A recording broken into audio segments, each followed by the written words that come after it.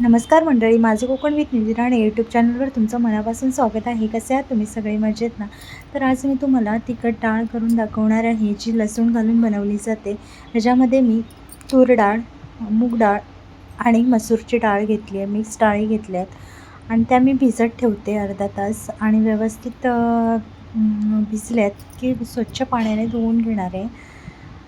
इथे डाळ व्यवस्थित भिजली आहे आणि मी 2-3 वेळा धुवून घेते आणि त्यानंतर आपण कुकरमध्ये डाळ शिजत ठेवूया.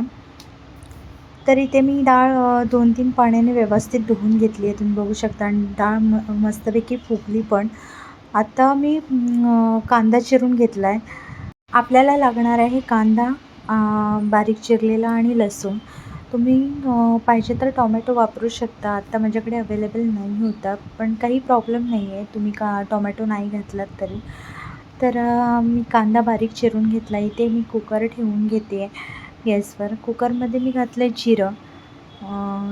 जिरं व्यवस्थित तडतडलं की आपल्याला त्यात घालायचं आहे ठेचलेला लसूण. लसूण आपल्याला व्यवस्थित गोल्डन करायचं आहे. त्यानंतर मी घातला आहे कढीपत्ता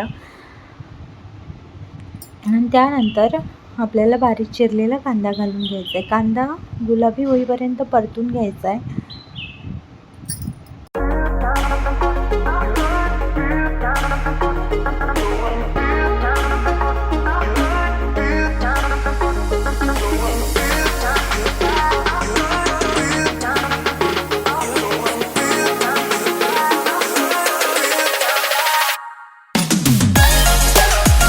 आता आपला कांदा व्यवस्थित भाजला आहे आणि आता आपण त्यात घालून घेऊया हळद आणि गरम मसाला. इथे मी मालवणी गरम मसाला वापरला आहे आणि इथे थोडीसं मी अंबारी मसाला वापरते थोडंसं तिखटासाठी. आणि त्यानंतर आपल्याला तेलात व्यवस्थित मसाला आपल्याला परतून घ्यायचा आहे. त्यानंतर आपल्याला चवीप्रमाणे इथे मीठ घालून घ्यायचं आहे.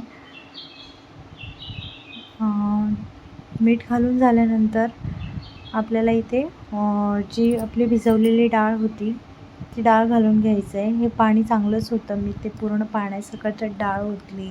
आणि आता आपल्याला कुकरला 2-3 शिट्ट्या करून घ्यायच्या. डाळ भिजलेली आहे त्यामुळे 2-3 शिट्ट्या इनफ होतात आणि व्यवस्थित डाळ आपली बनून रेडी होते. आता काहीही करायची गरज नाही आहे, सगळं घातलेलं आहे ह्याच्यात. एका कुकरमध्ये आपल्याला डाळ 2-3 शिट्ट्यामध्ये 10 मिनटात डाळ बनते. आता वरून आपल्याला कोथिंबीर घालून घ्यायची आहे आणि कोथिंबीर घालून घेतल्यानंतर आपली डाळ खाण्यासाठी रेडी आहे. तुम्हाला आजचा व्हिडिओ कसा वाटला ते नक्की कमेंट करून सांगा. व्हिडिओ आवडला असल्यास चॅनलला लाईक, सबस्क्राईब आणि शेअर करायला विसरू नका. तुम्हाला मी बनवलेली डाळ आवडली का हे नक्की सांगा.